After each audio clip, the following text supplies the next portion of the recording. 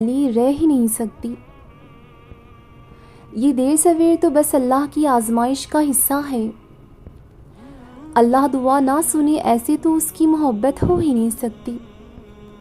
اللہ جانتا ہے تمہارے لیے بہتر کیا ہے۔ تمہاری چاہت تو اللہ کی مصلحتوں سے بہتر ہو ہی نہیں سکتی۔ نصیب میں نہیں ہے تو دعاؤں بھی مانگو۔ اس دنیا کی کوئی چیز اللہ کے بنائے وسیلوں کے سامنے نہیں آ سکتی۔ بے شک تمہارے لیے اللہ کا معجزہ قریب ہے۔ اللہ راستے نکالے گا وہاں سے جہاں تک تمہاری سمجھ کبھی جا ہی نہیں سکتی۔ ایسا کچھ نہیں جو تہجد سے کسی کو ملا نہیں۔ تہجد میں کی گئی التجائیں اللہ رد کرتا ہی نہیں۔ اللہ کہتا ہے مانگو مجھ سے، کیسے ہو سکتا ہے میں دوں گا نہیں۔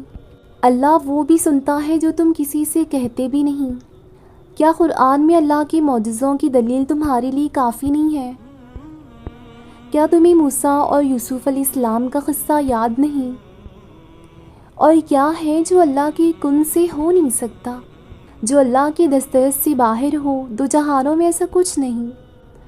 سن لو کہ اس سب کے بعد تمہارا اللہ سے یوں مایوس ہونا ٹھیک نہیں ہے۔ اللہ تمہیں تمہاری پسندیدہ چیز سے آزماتا ہے۔ اللہ تمہیں بے بس کر کے اپنے قریب لاتا ہے۔ اللہ تمہیں دنیا سے مایوس کر کے اپنے اوپر توکل کرنا سکھاتا ہے۔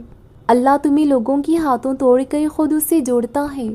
اللہ حالات سے مجبور ہو کر تمہیں سجدوں تک لے آتا ہے۔ اللہ آزمائش سے گزار کر تمہیں معجزوں تک لاتا ہے۔ اللہ بہتر کو تم سے دور کر کے بہترین سے ملواتا ہے۔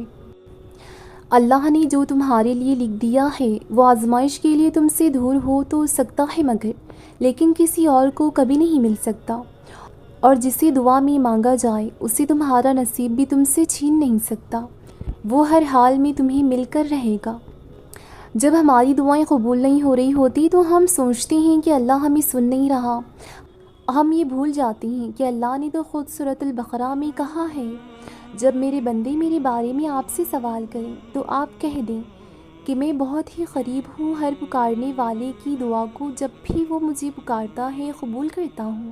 اسی لیے لوگوں کو بھی چاہیے کہ وہ میری بات مان لیا کریں اور مجھ پر ایمان رکھیں تاکہ ہدایت پائیں۔ اللہ نے کہا ہے قرآن میں کہ میں تمہیں سنوں گا بھی اور دعائیں قبول بھی کروں گا، اور اللہ سے مانگنے کے لیے کسی سیڑھی مطلب وسیلے کی ضرورت نہیں ہے۔